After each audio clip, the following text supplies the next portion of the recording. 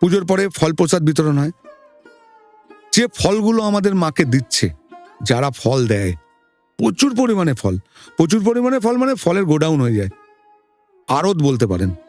আমরা কি করি, পুজোর পরের দিন, তার পরের দিন সব ফল নৈহাটি এবং চুচুড়ো, কল্যাণী, আমাদের আশেপাশে যত হসপিটাল আছে, আচ্ছা, সব মানুষকে দিয়ে আসি।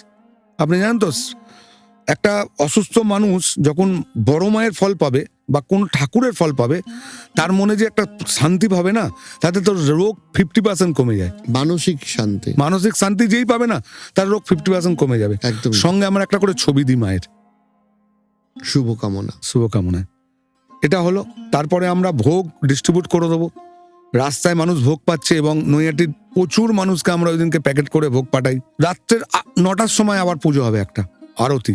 আচ্ছা, সেই সময় শীতল ভোগ হবে। প্রথম দিন থাকবে লুচি, নাড়ু,